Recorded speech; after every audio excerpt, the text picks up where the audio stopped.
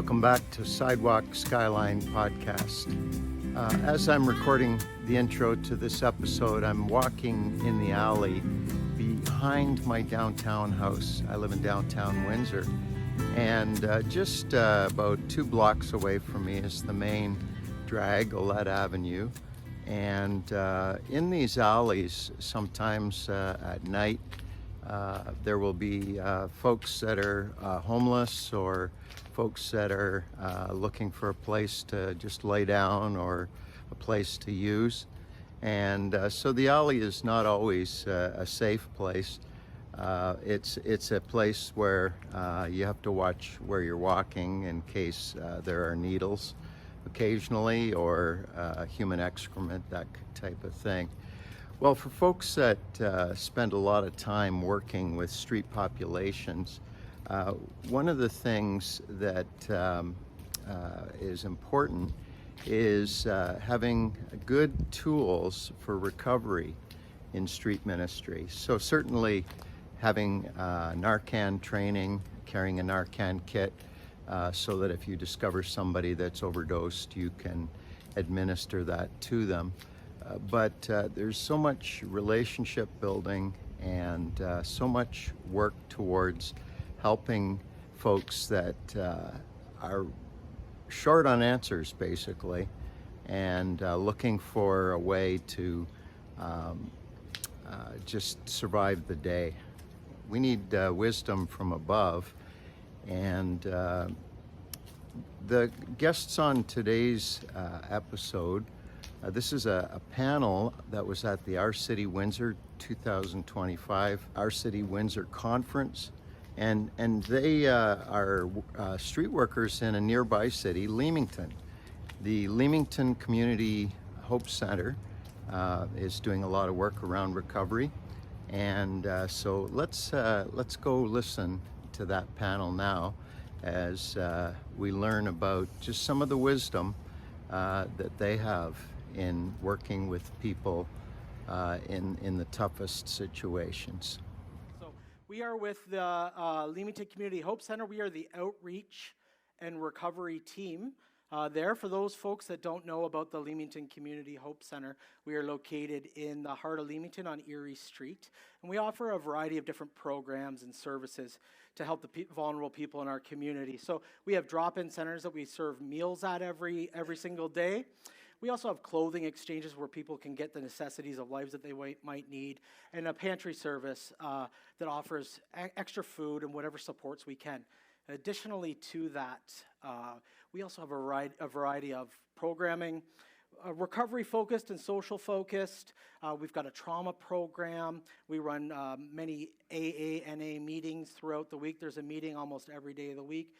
We also have Hope Church on Tuesday night. Now, if you haven't heard of our Hope Church, it's church for people that are kind of unsure of church.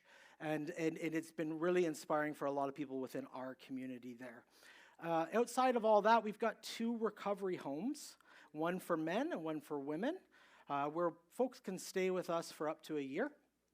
And we just support them along their journey, whether it be post or pre-recovery programs that they've already been into. And we just walk with them and try to be the hands and feet of Jesus as best that we can.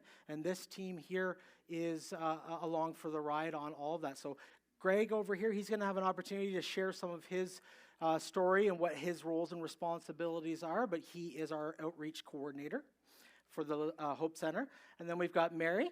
Mary is our women's recovery coordinator, and she does everything women's recovery within our home and programming. So right from intake to programming to managing the home, and she's going to have an opportunity to share a bit more about hers. And we've got an awesome special guest here today, Jay. Jay is bold and going to share some of his testimony from being where he was to where he is today. And that brings us to our topic of today. We're here, we want to really just delve into outreach, what that kind of looks like. I think we're probably in a crowd here of a lot of people that are already doing outreach, and maybe some people that are hoping or can get inspired from our stories and our personal experiences with outreach and recovery, kind of what happens next after we help the folks in the street. I'll just share a little story back in 2012. So I am lived experience. I'm in the recovery department, but I come from lived experience. And that is institutionally, incarceration, addiction, mental health, you name it. I have lived it all. And in 2012, I was able to get released from Sarnia Jail, and the conditions were to go to a treatment. I didn't know anything about treatment. I knew nothing of recovery. I knew nothing of programming, and I didn't know a whole lot about Jesus. But I was accepted into Brentwood, and it was on a Thursday. Brentwood wasn't able to take me in until the Tuesday morning, so I had 5 days that I had to kind of figure it out and not get in trouble and not get rearrested. That was the focus. And so the Salvation Army was my only other option in Windsor. And I had never been to a shelter or to anything of that nature. Even though I was homeless, I wasn't aware that I was homeless. And I got to tell you, when I was there, I met some of the most humbling, beautiful, kind people, both within the people that were in similar circumstances as myself, but that were also serving. And today, that's the message that we really want to get to you, if you don't already know, is people need people. And that's what we're in. We're in the people business. And so I just want to give a big thank you to Pastor Kevin and the team for this awesome opportunity. It's been an awesome couple days, Pastor Kevin. On a personal, I got saved right here, right where you're sitting, Jen, years back. So this means extra, and an extra special something for me as well, too. So with that being said, I'm just going to start off with you, Greg. Greg, you want to just share a little bit about your story and what you've been through? Sure. Thanks, Rob. My name's Greg. I'm a recovery coordinator at the Leamington Community Hope Center. I'm also house leader at the Hope House out in Leamington. I come from a good family. I had good parents. My mom was a secretary in my school, elementary school. My dad was an engineer from Massey Ferguson. My brother was RCMP. My sister-in-law was RCMP. My brother-in-law was RCMP. My other sister was successful in banking. I was successful in business. I played sports all my life. I was scouted by the Blue Jays at 17. Had a pretty good life growing up. I got into business, started selling software, doing staffing. I got in the waste industry for a long time, doing sales, traveling across North America. My mom passed away while I was 26 years old of cancer. That's when I first discovered opiates. I was stealing her medication to try and drown myself in the pain. But fast forward through that, after my mom passed away, I started to take care of my dad, who was much older than me. Fast forward to more my progressive of my business career. I was successful in opening a landscaping company, which employed 9 employees. We just did under $1 million of revenue. I ended up getting some bad stomach pains at about 39 years old. And then I ended up getting gallbladder surgery, which they messed up the surgery, and they cut my liver. I bled internally and lost 4 liters of blood. After about 4 hours, I got shipped from one hospital in Kitchener to the next hospital. They had to cut me back open. A week and a half in the hospital after that, I was diagnosed with chronic pancreatitis, and I left the hospital with 5 fentanyl patches and 228 Dilaudid, which by the means of talking about opiates, I got addicted on my second patch. I started abusing my fentanyl patches, and I started abusing the Dilaudid. I manipulated the system. I lied to my family. I ended up losing my house. COVID hit. I ended up losing my house, my job, my career, my family, my friends, all to addiction. After about 8 months of manipulating the doctors and the government and the police and my family, I discovered street drugs. I discovered crystal meth, and I discovered street fentanyl. And there were so many hiccups along the way. I could blame everybody else but myself, but obviously it was myself that put myself there. My doctor shouldn't have enabled me to get more fentanyl and Dilaudid. The police shouldn't have allowed to get me more Dilaudid when I said my car was broken into. My pharmacist should have made sure that my patches were on the, my full patches were there when I delivered them to get more patches. But at the end of the day, it was my fault. I just decided to abuse them. After losing my house, my car, my business, I decided to try and figure out different ways to get my drugs. I got creative and ended up joining some organized crime organizations in Kitchener, just doing some real bad things to get drugs. All my life, I never stole a thing in my life until I really needed those drugs. I ended up stealing. I ended up getting a police chase. With the police, I ended up losing my license. There was 11 cop cars behind me. I got arrested. At that point, I absolutely lost everything. I'm living in a homeless shelter in Kitchener and in Guelph, a place called the House of Friendship. At that place there, I got more involved with more people doing drugs, selling drugs, dealing drugs, so that just grew my network of doing drugs, which created more crime for me. I ended up moving back to Kitchener, living at a homeless shelter, living on the streets from trap house to nice house to couch surfing. And then I ended up getting arrested after about a year of that. I ended up getting arrested for a missing court date from a high-speed chase. I went to jail for 38 days. I got my elbow shattered when I got arrested that day, and I went to jail for 38 days at Maplehurst. I was able to get clean for 4 months outside of town. The person I decided to live with wasn't a good fit for me. They were also in addiction. So I ended up going back to Kitchener for one night, ended up grabbing a bottle of vodka, which led to crystal meth and then to fentanyl. I woke up in a trap house in Kitchener. I died of an overdose, and there was about 6 gangsters standing around me. I needed 6 Narcans pumped into me, CPR, and I was completely naked, basically with puke all over the place. They picked me up, dropped me off downtown Kitchener, where I was sent to a hospital, and that was it for me. Prior to that, I tried to get clean by myself at detox in Kitchener 6 times. Each time I'd make it through the 5 to 10 grueling days of coming off fentanyl, and it was completely awful. I'd fill out this thing called the Gaines Assessment. The Gaines Assessment basically tells you where you're qualified to get recovery. For me, every time I'd make those phone calls, they would tell me it's a month to 2 months to 3 months to get into these recovery homes. So for me, I just went back out, did the same thing every time, just started committing the same crimes, just doing the same things, and I was too ashamed to ask for help from my family, so I just kept living on the street and doing the same things. After that overdose, I was sent to a hospital in Kitchener, where I finally reached out to my social worker, and we sent me down to Windsor just under 3 years ago to a place called Hand in Hand Support, and that's where I started my recovery journey. The first month in my recovery, I was still doing a bit of crime just for a bit of the adrenaline, I guess, just to try and get out of things there, and it was Walmart on Tecumseh Road. I came out and I said, what am I doing with my life here? My dad was sick. He was fairly old. He was 88 at the time.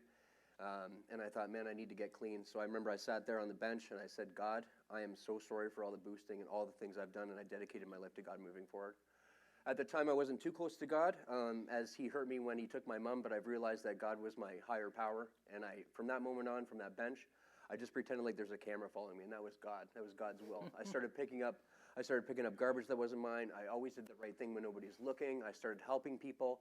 And then I met this wonderful woman in town here called Leslie. She's a street warrior. I ended up doing outreach with her. And that overtook my passion for doing bad things to doing good things. And that's where I found my passion in life, to help people, because I was once there. And it really made me passionate about helping people that were less fortunate. Because I put myself in those shoes and I said, what if somebody came and just talked to me like that? Or what if somebody could come feed me properly as opposed to just throwing food my way? And so I tried to associate myself with that. Then I worked a solid program at Hand in Hand. I graduated as an alumni. I started helping out with more outreach groups. I started developing my own outreach group, and we started doing some from Hand in Hand, where we'd make sandwiches and go and hand out Narcan and sandwiches and clothing and stuff like that. And then I got involved with St. Vincent de Paul.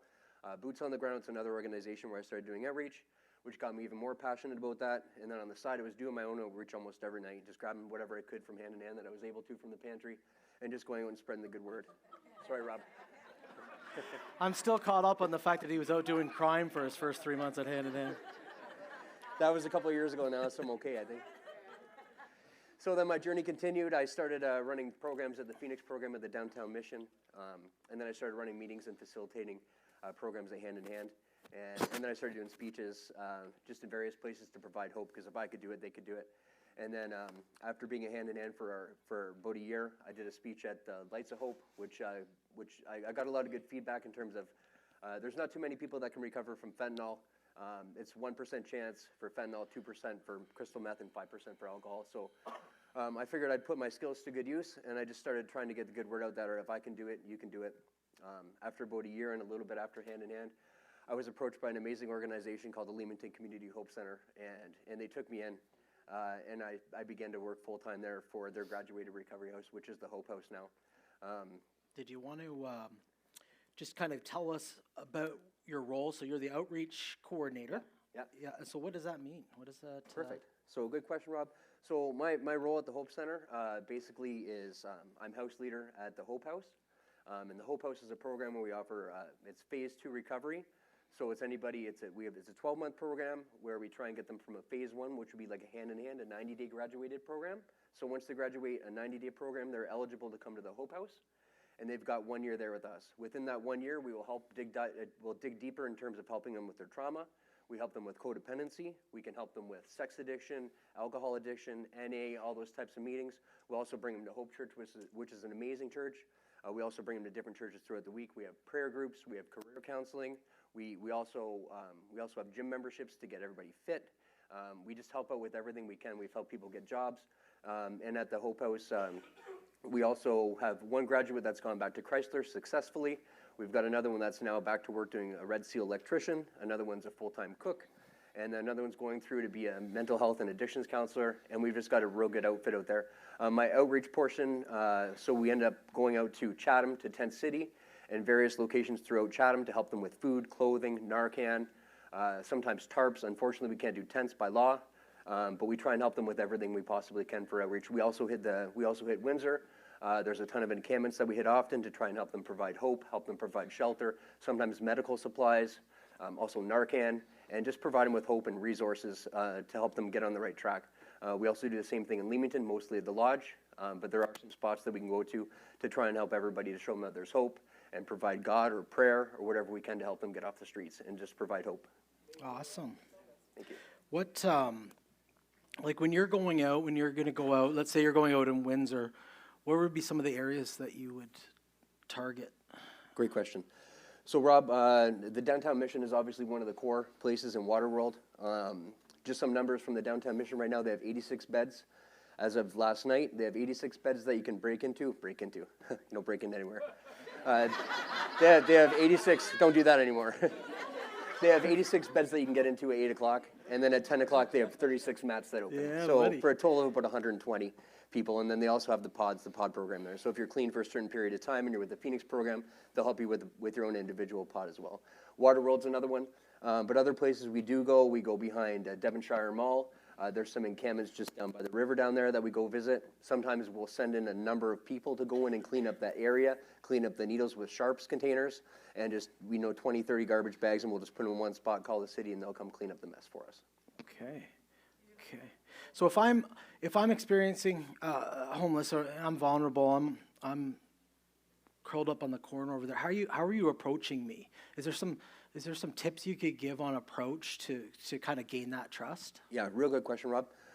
So for me, since I was homeless and I was an addict and I was in those shoes, the first thing I do is I basically let them know who I am right away. I don't run up to them. I don't look all weird and stuff. I just try and make them feel like I'm relaxed, I'm comfortable. And normally I do some type of offer like, are you hungry?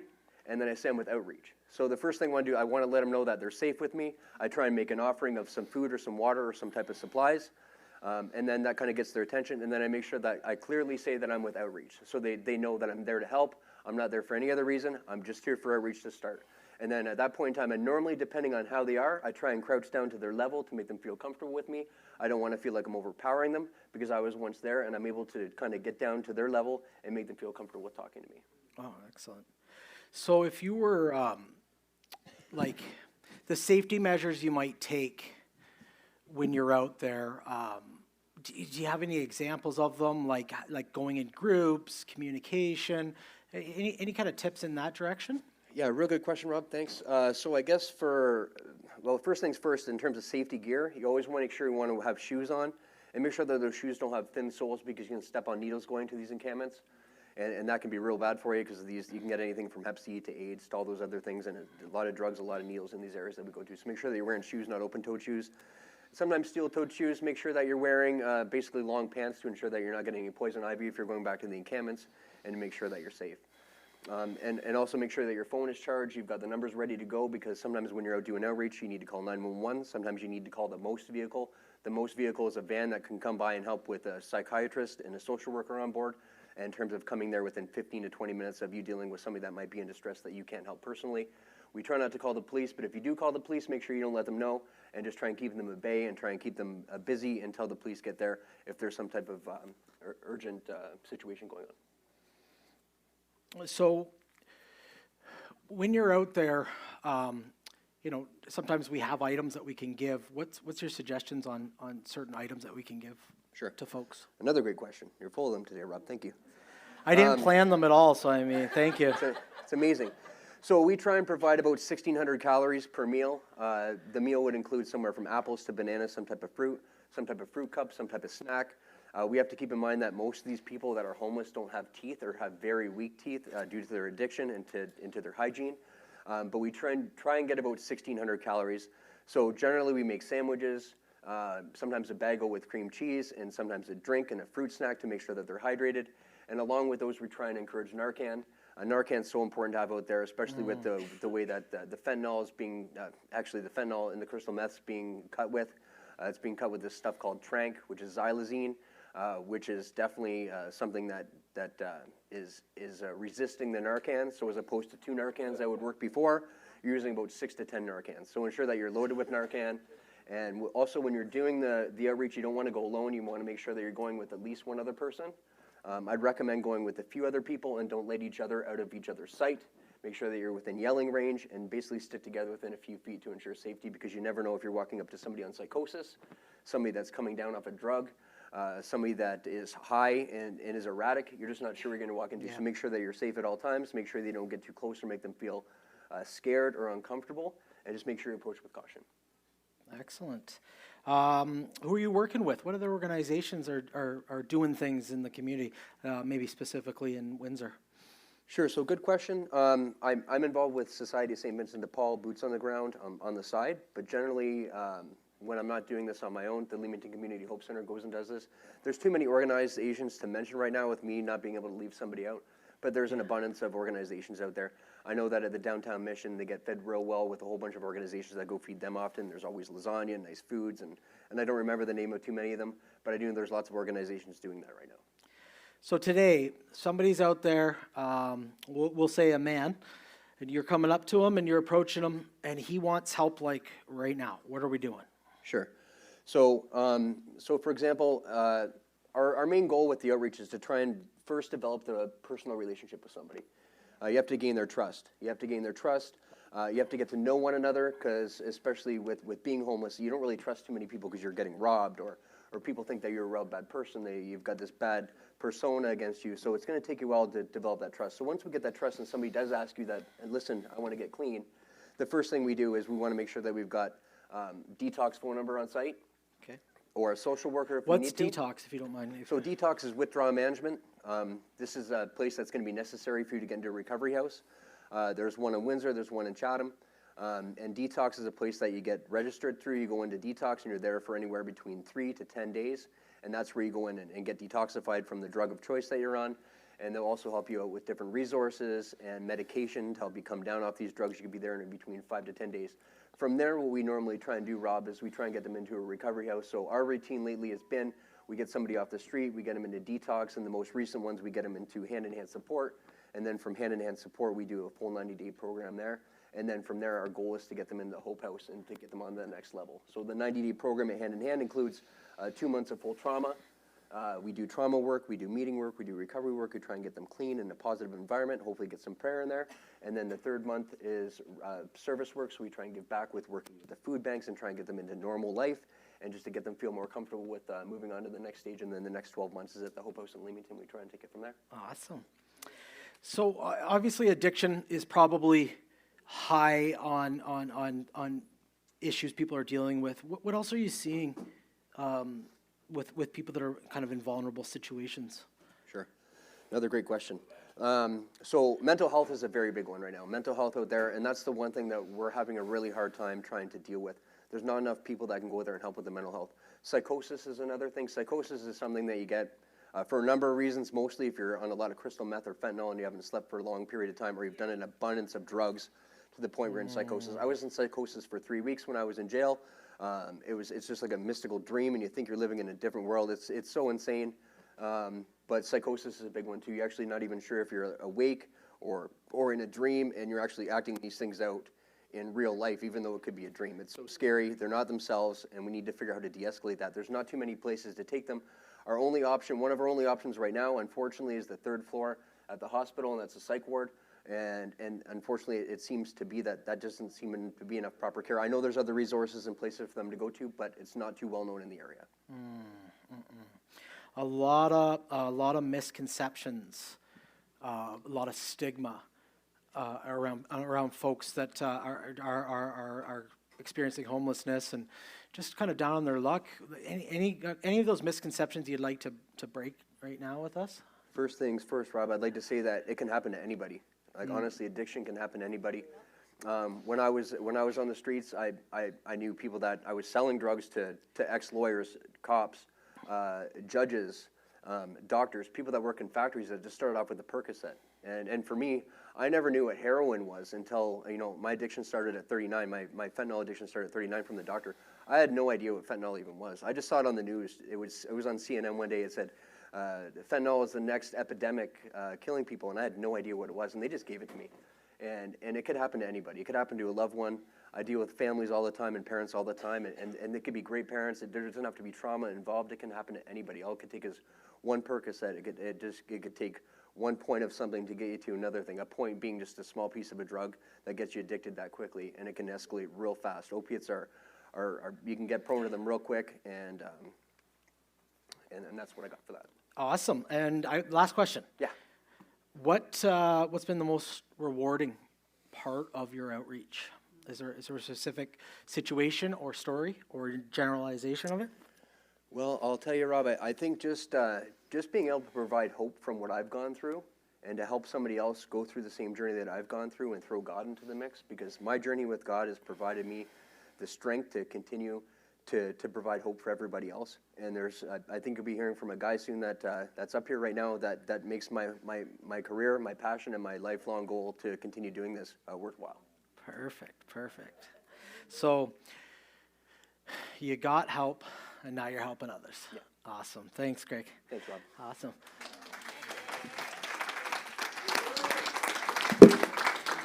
Miss Mary. Yes, sir. Are you ready? Sure. Sir. All right, Mary, do you want to just describe, maybe reiterate your role, your title, and describe what you do at the Leamington Community Hope Center? Yeah, sure. I'm the Women's Recovery Coordinator for the Leamington Community Hope Center. We opened up a recovery transitional home mid-September of this last year, so it's fairly new. And so my role, I oversee the daily flow and programming of the home. I ensure they're living in a supportive and safe environment. I also manage all intakes and applications for onboarding new residents. And I collaborate with other departments and external agencies to ensure comprehensive support for the residents. Awesome, it's a big job. Yeah. What does an average day look like at the women's home, if you can? An average day. So every day we start off with devotions. And if you're wondering what devotions is, it's a scale of 1 to 10. We sit down at the breakfast table. On a scale of 1 to 10, how are you and why? And we'll just go woman to woman, and they'll tell me on a scale of 1 to 10 and why. And that starts great conversation. And they can just tell us about what's going on in their life, because everybody has their different circumstances. And they're just able to talk about it right in the morning and get it off their shoulders, or talk about what they're grateful for, or whatever the case may be. After Devo is chores, and after chores, classes. So classes can either be at the Hope Center or in-house classes, or we also have volunteers coming in some days and doing classes with the residents. And then there's some downtime for some self-care. And then in the evenings, there's dinner. And then in the evenings, there's recovery meetings. And weekends spent with the kids. Time with the kids is priceless and is so valuable. And so we keep weekends open for the kids and throughout the week whenever we can. So that's what that looks like. Yeah, that's great. From your experience, what are some of the unique vulnerabilities that women that are coming into the home that you see that they're facing? So we are a recovery transitional home, but also a safe place for women who have been sexually exploited or in domestic violence situations. So it's, that's why it's at an undisclosed location. It's a safe place for these women. So with that, there's a lot of trauma, right? It takes a serious hit on self-esteem, self-worth, even who they think their identity is, right? So, yeah, we really work on empowering them and, yeah, building them up. Thank you. Yeah. What, I know that you've also done some outreach, but also kind of included in your job, you seem to be going right to the people and bring them into the house. Could you give some kind of your strategies when you're approaching women specifically that are kind of experiencing addiction or crises or even homelessness? First word that comes to mind is gently and with love. I know everybody needs love, but women, especially in this situation, they need so much love. And I feel like it breaks down walls. So how you speak, speak calmly and kindly and compassionately, and just listen. Once they open up, just listen and meet them where they're at. I don't know if that answers the question, but that's a pretty good yeah, answer. that's A pretty my good goal. answer. Assisting them with their immediate needs, how do you do that? Are there specific questions you ask them, or how are you looking to help? Okay, so if it's like in an outreach situation, after introducing myself and kind of reading what's going on in the environment, I like to have an opportunity to ask, do you feel safe? Because no matter where you are, you can feel safe, right? Because depending on how you grew up or whatever, but do you feel safe? And that can open up a lot. And you can't always ask that question because who's around them? Read the room. And so yeah, if they need, that's probably another question. I'll wait. But yeah, sorry I'm rambling. Is this recording? Are you recording, Bill? All right. Perfect. So the same question I asked Greg, we'll do it with you for the women's home. Somebody wants help right now. They're in addiction. What are we doing? Okay, so do you have a phone? No? Here's my phone. Let's call withdrawal management. And let's do the screening call. And do you have a way to get there? No? Okay, I'll take you there. Do we have a plan for after? Okay, no? Let's set up a plan for right after withdrawal management. Because there's so many times when you hear, I've already done detox, and every time they go in and come back out and they're back out on the streets, it's like less of a chance that they're going to do it because I'm just going to fail again. I have no supports. I have nobody that cares for me. So I'm like, I'm here from now and until the end. We're going to see you through. You're not going to be out on the streets anymore, and I'm going to do everything in my power that I can to make sure that that doesn't happen. Withdrawal management, treatment, and let's get you into the house. And if we can't do it in that timeline, then withdrawal management, come to the house, treatment, back to the house. We want to give you a safe place, set you up for success. Really good. So somebody wants to help women experiencing homelessness. Could you give some advice? Do it. Perfect. How I started is I started volunteer or work at a place where they serve people with food, because it's how you build relationships. Everybody needs food. So I started volunteering at the Hope Center, and then I got to know these people, sitting with them, building relationships. And then I was like, oh, there's a lot of these people, they go into Family Kitchen Restaurant. I started working at Family Kitchen Restaurants. I wanted more. I felt I was called to do this. It was so heavy on my heart. And then I got the opportunity. Jen approached me and asked if I would become the Women's Recovery Coordinator. Thank you, Jesus. Start with volunteering if you're wondering how to start. And then also if it's like personal advice, boundaries. Because if you want to do this, you have a passion for it. And so set up boundaries, because sometimes your passion will override logic. And you want to be safe and while doing this, or you won't be able to do it long. And so, yeah, but yeah, that's what I got. And that's what I got for you. Really good answers. That was great. Thank you, Mary. That was so good. Jay, are you nervous? How you feeling, buddy? I'm doing good. Just remember, it's your story, my friend. It's your story. And that's what we're going to start with. Just why don't you share your testimony? Hi, everybody. I'm Jay, and I'm an addict. First of all, I'd like to thank the one and only God for never leaving my side, because I wouldn't be here if it wasn't for him. And secondly, I'd like to thank the outreach people. Because of them, and especially Greg, I would probably have, if I would have made it, have one leg, because Greg helped save my leg when I was on the street because I was too stubborn in my addiction to get help. And I just wanted to thank him so much. And, I do this because it helps other addicts, right? And I believe that God molded me through all this and put me through this so I can help the people on this earth, right? And not help everybody. If I just help one person, that makes my day, right?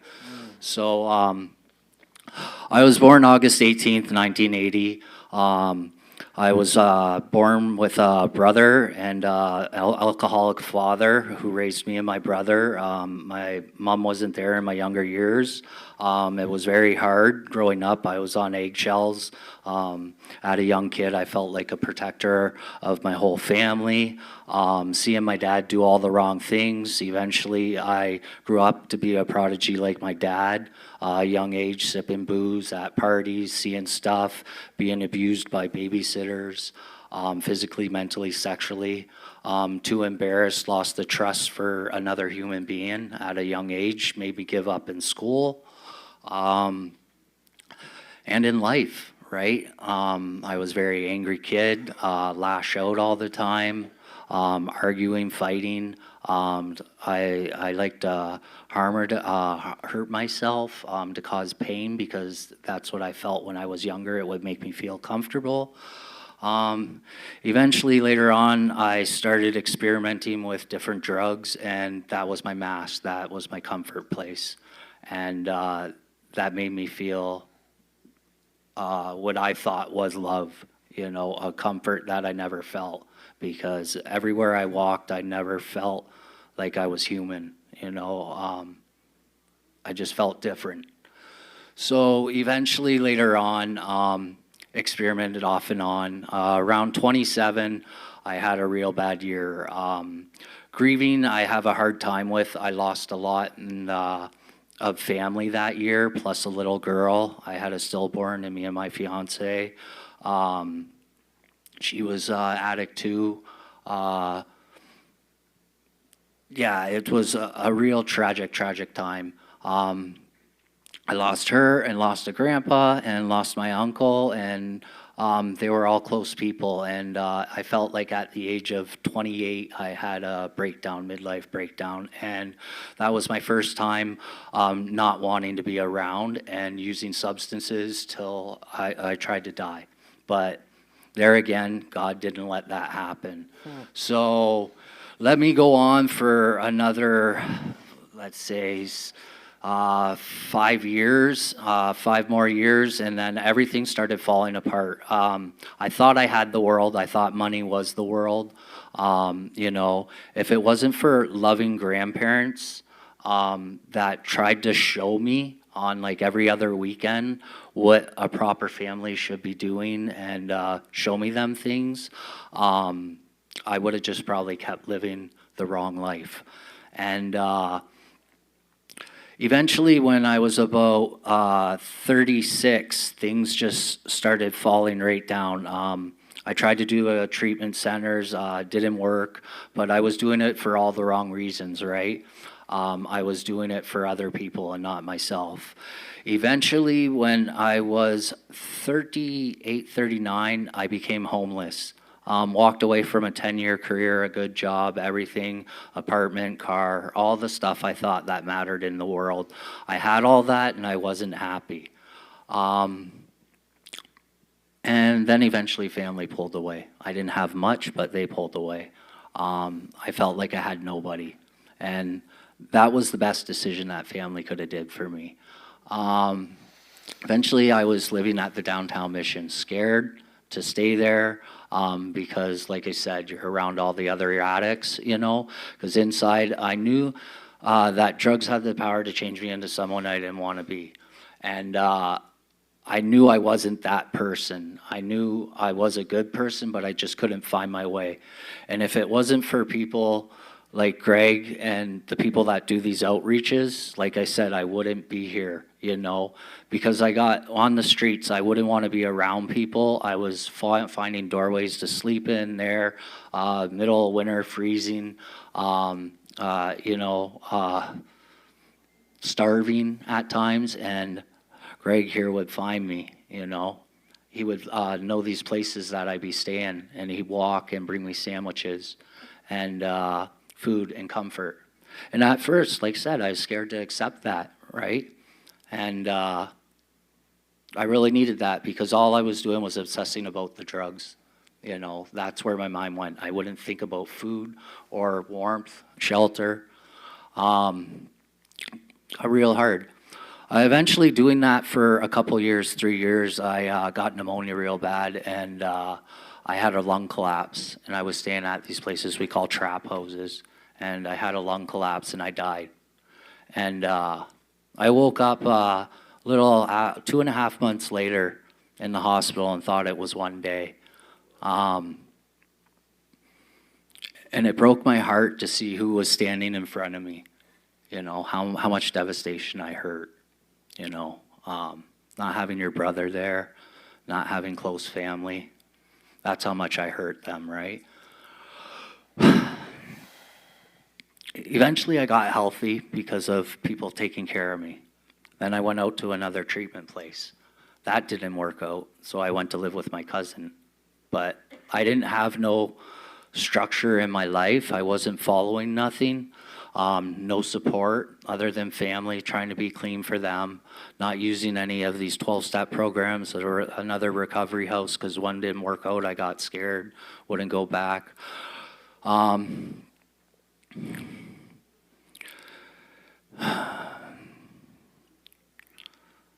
So eventually I relapsed again at my cousin's. And that took me out for another 2 years on the street.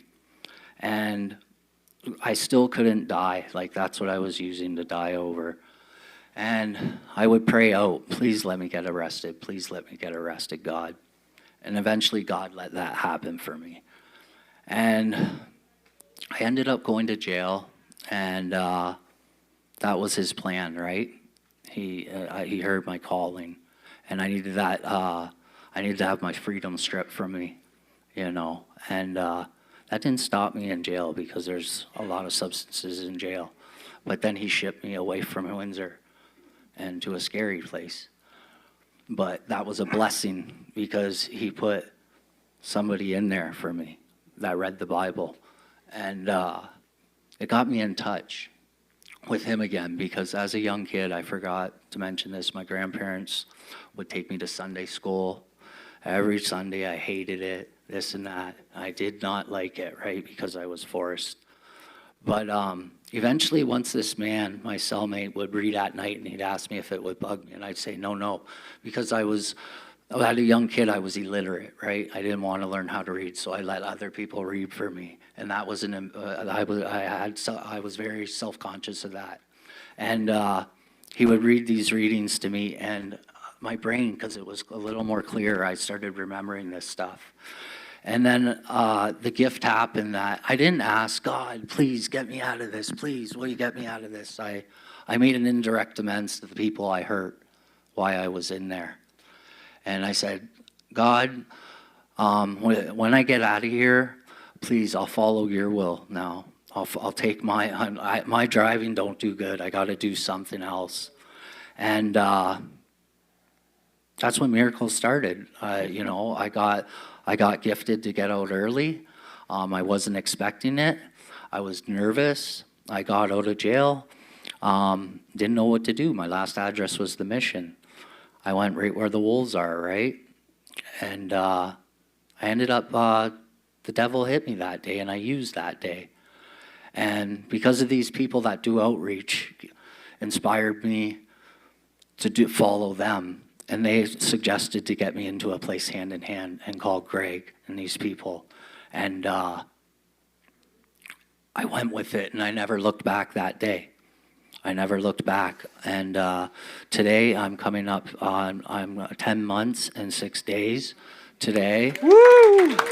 And I wouldn't have thought today I'd be standing here, you know, because it is so hard when you're homeless and you have nothing out there. It's awful, you know, and people are scared of you, but we're all humans, right?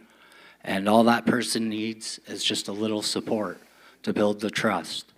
And then that trust in that familiar face opens the door, and that creates hope. And the hope comes faith, you know. And I just feel real blessed, and I thank you all for letting me share my story.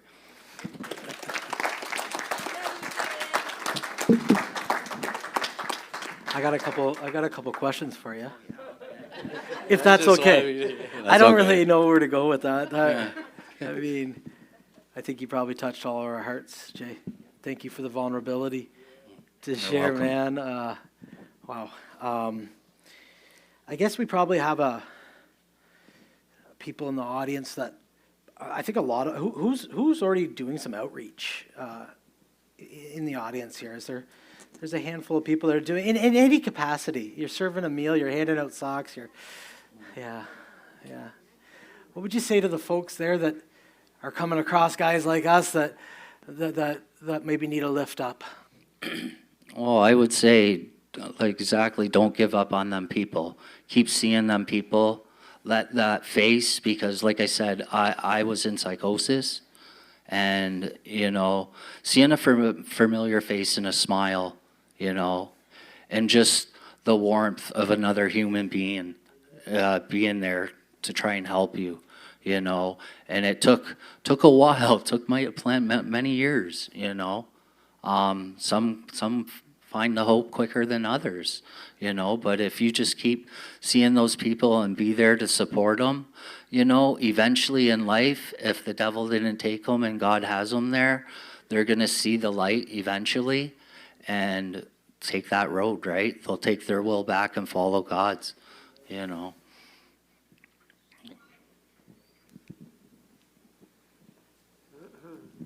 I have a question. One day I was walking up to a mall, and I was going in the store. And every day I pray that God will put somebody in my path that I can bless. I think this was stupid what I did, but I need your opinion on just a suggestion. There was a whole bunch of people around, thank God. So I went into the store, and there was no one out front. And I said, oh, great, okay, I don't have to worry about this. So as I'm coming out, I see two very high men sitting on a bench right in front of the grocery store. And I thought, oh, God. Okay, so I went back in, and I bought 2 separate pizza luncheon things in 2 separate boxes. And I said, okay, God, I don't know what I'm doing, but I'm going to go out there and do it. So I just walked out, and now there's one. So the other guy left. So I thought, okay, I have 2 lunches, but I'm just going to go up to him. Now, he was very high, and I just said, hi, my name is Christine, and I just want to give you this meal. God told me to do that, so I'm just being obedient, and I just want you to know that Jesus loves you. And I mean, he was pretty wasted, and he was kind of like flirting a little bit with me, but there were so many people around, but as I walked away, I just cried, because what should I have done? Like, how much more could I have done? I guess that's the question. I was just trying to show love, but being afraid and that not knowing the steps like Mary talked about.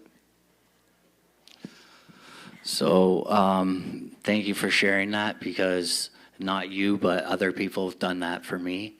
And what you just did there is the right thing, and not give money, because money, and even cards, people trade them for drugs, right?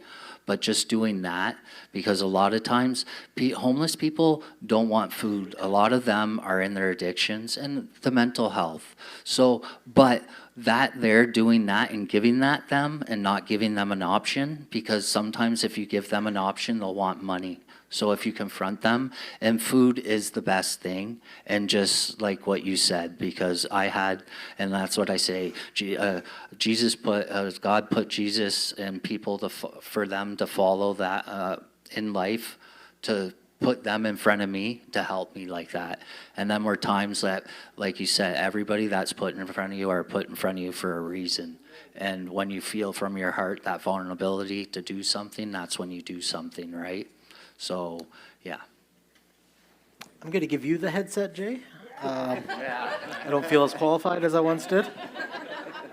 Thank you. I think it's also important, if you were to ask Greg or ask Jay or anybody in this room that's maybe gone through some trials and tribulations through addiction and mental health, and now they're in their journey in sobriety and hopefully in Christ. And I look back at my entirety of my testimony from the edge of the addiction to sobriety, and faces like yours, and smiles, and friendly gestures that stay in my heart.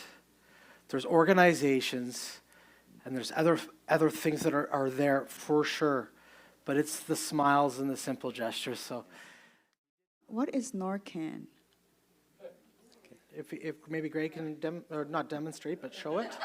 Let's not do it. We're good up here. We're good up here. All right. Yeah. Yeah. You ready?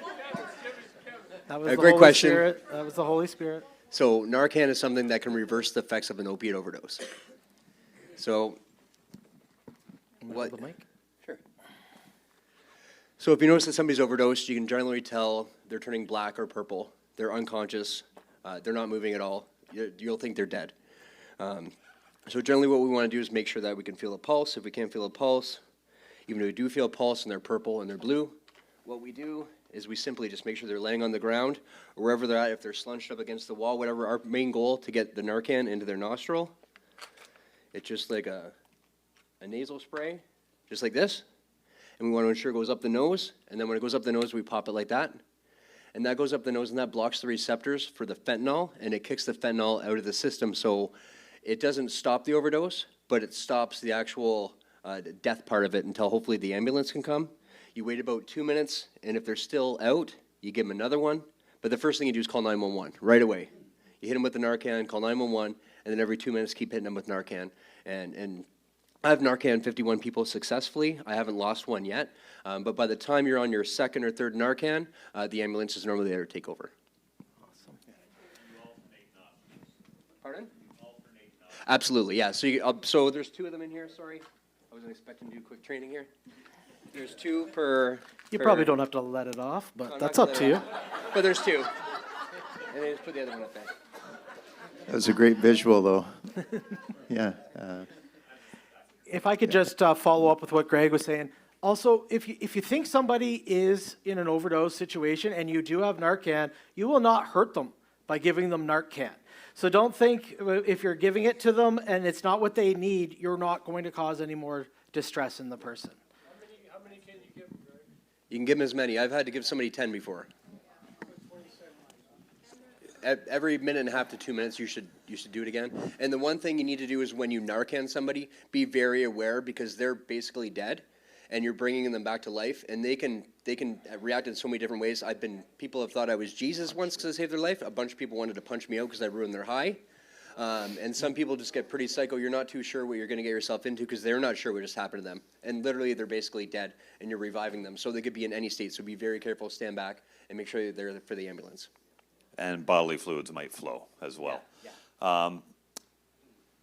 Also, just on Salvation Army, on our thing, we actually serve women or couples as well. We have limited couple spaces and single males with pets as well. So we have a few spaces that recently opened up just from that. With the Narcan thing, it's not so much a question, just an addition. When people come out of overdose, they think they're fine now, won't want to go with the ambulance.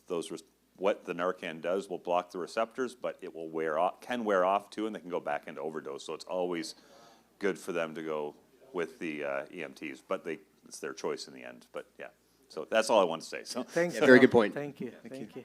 So many people don't realize how intense it is out there, but my mother, who is in her 70s, collects, I think, those, because the shoppers will give you one or two. She gives them to Christine at Straight Help, and she uses them all up. And Christine has had people say, no, they're dead. And she said, no, and she'll do it, and they come back. So this is a very real situation all over the city, and talk to any police officers. So God bless you. Yeah. When we were on our way here, three of us this morning, there was an overdose at Waterworld as we were driving by. So, yeah, pretty scary stuff. Yeah. And just to add, what you were saying about, they often think they're fine, because the Narcan has blocked the receptors, so they think they're fine and they don't want to get help.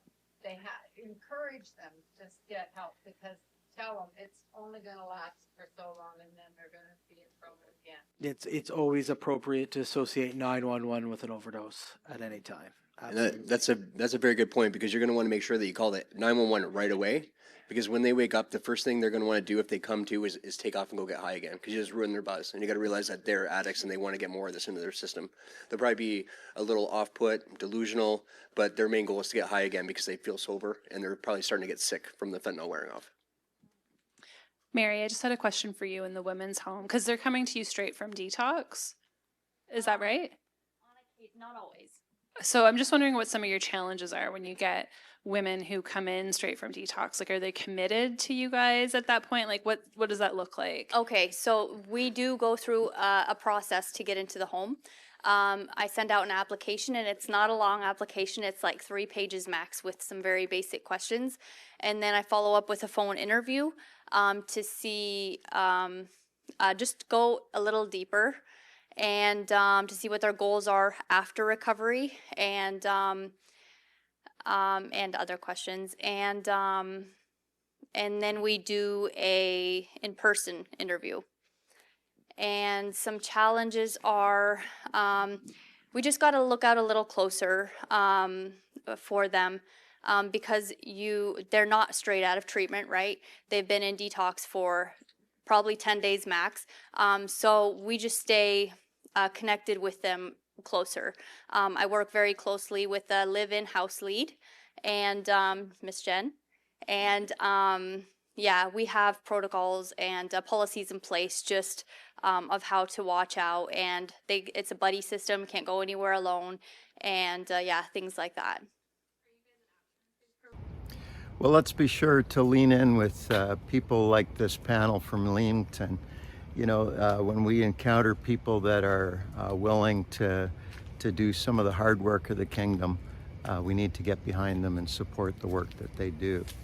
On the next episode at our City Windsor conference, there's a session that I gave on empire and shalom.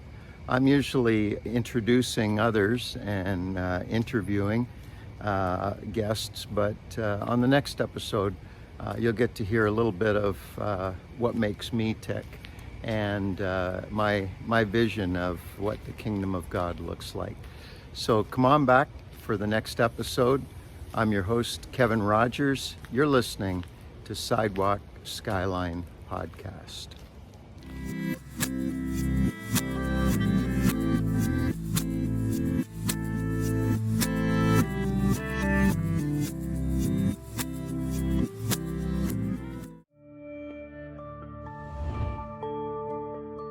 Studio 61.